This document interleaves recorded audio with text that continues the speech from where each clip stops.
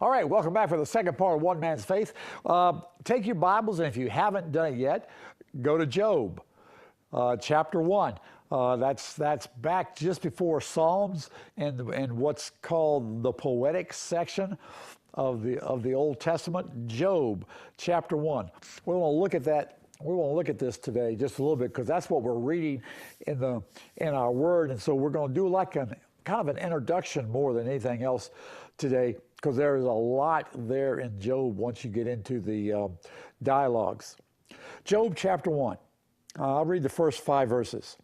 There was a man in the land of Uz whose name was Job, and that man was blameless, upright, fearing God, and turning away from evil. 7 sons and 3 daughters were born to him. His possessions also were 7,000 sheep, 3,000 camels, 500 yoke of oxen, 500 female donkeys, and very many servants. And that man was the greatest of all the men of the east. His sons used to go and hold a feast in the house of each one on his day, and they would send and invite their 3 sisters to eat and drink with them.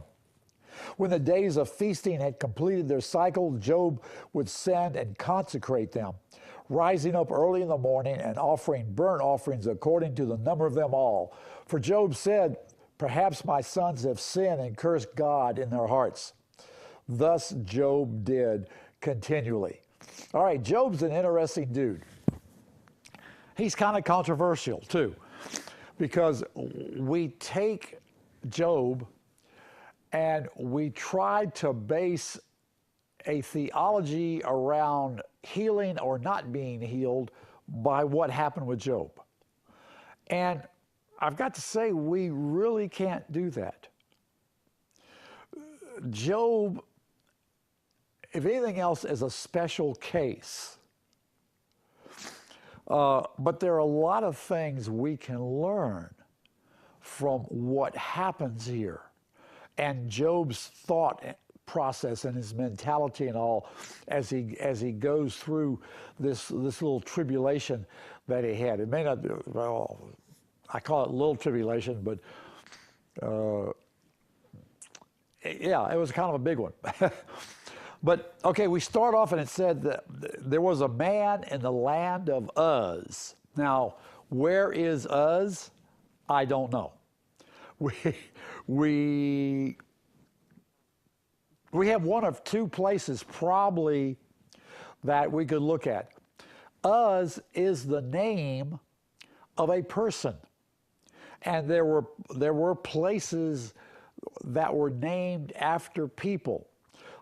If you remember Abram or Abraham, Terah took him and Lot and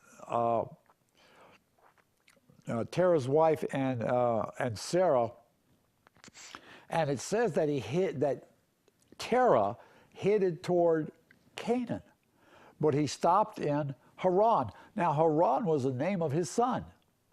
So cities, places, and things like that were named after people. Well, Uz is a name.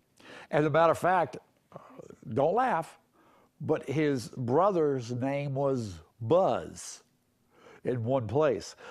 But the first time we see the name Uz is in Genesis 10. And it said, "Also to Shem, the father of all children of Eber and the older brother of Japheth, children were born. The sons of Shem were Elam and Asher and Arpachshad and Lud and Aram. And the sons of Aram were Uz and Hul and Gether and Mash."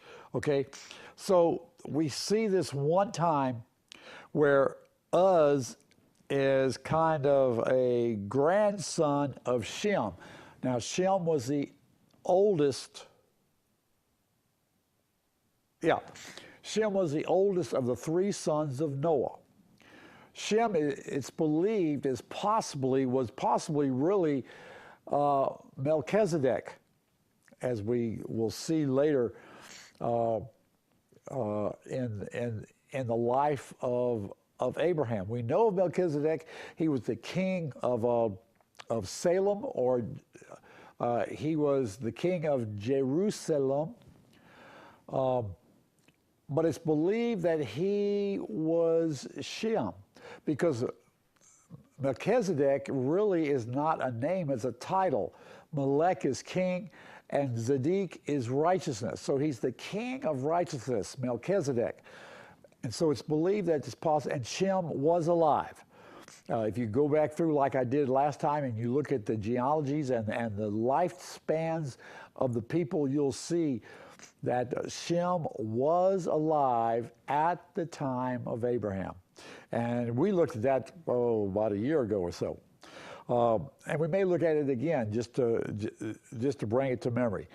So if that's true, then it's very possible that the land of Uz was more or less the Sinai Peninsula, okay, between Israel and Egypt, that big piece of land there. That's one place. The other place that the name Uz, or one of the other places that the name Uz is used, is in Genesis 22. And it says, now it came about after these things that it was told Abraham, saying, behold, Milcah also has borne children of your brother Nahor. Uz, his firstborn, and Buz, his brother, and Kemuel, the father of Aram, and Chesed, and Hazo, and Pildash, and Jedlaph, and Bethuel. Bethuel became the father of Rebekah. These 8 Milcah bore to Nahor, Abraham's brother. So Abraham had 2 brothers, Haran and Nahor. And we don't hear of where Nahor moved. As a matter of fact,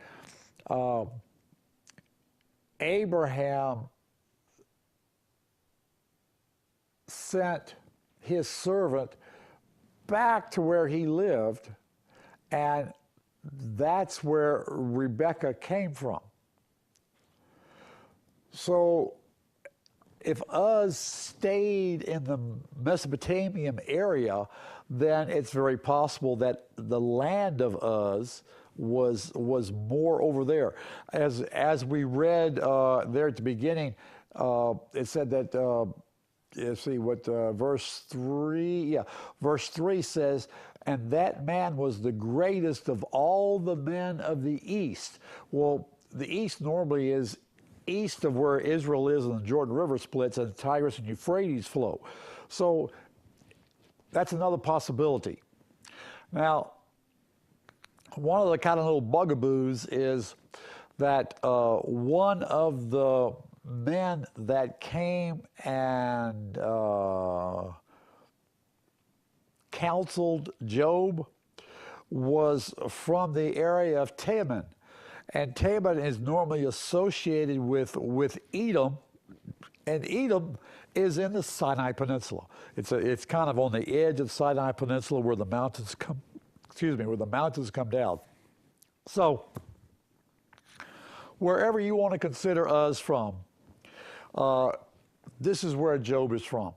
Now, because of the reading here and Genesis 22 talking about Uz, that's why Job chronologically picks up after Genesis 22, because of the mention of Uz and being in the east.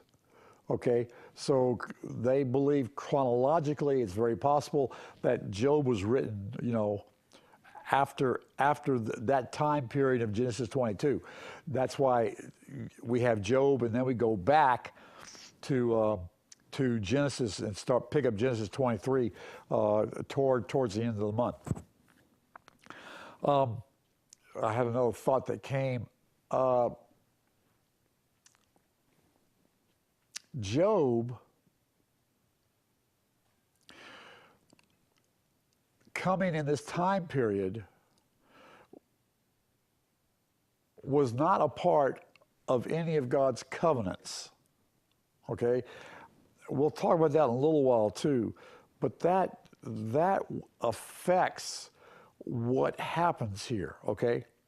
So he's a man, he's very wealthy. He has 7 sons and 3 daughters, and he has a lot of sheep, camels, donkeys, and oxen.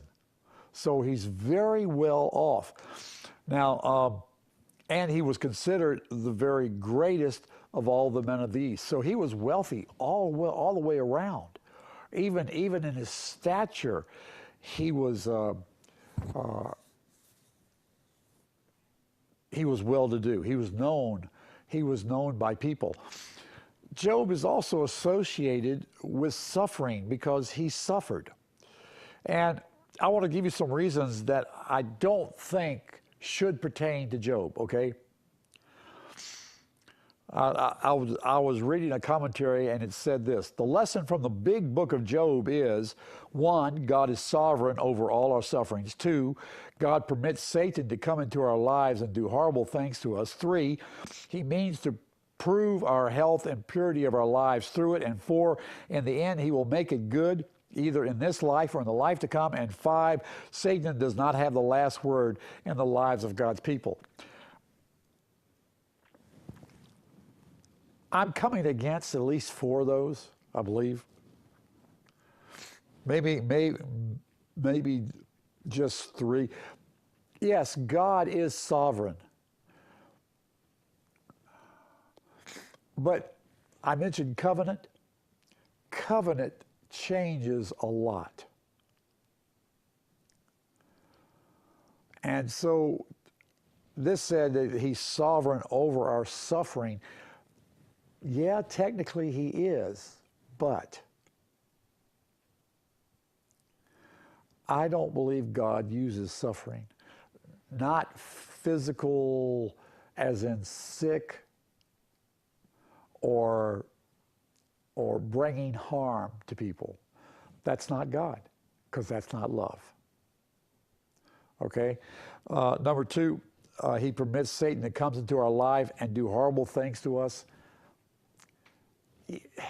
He permits it only because we fall into a situation that is against God's command, and it opens the door. I've got to take a break.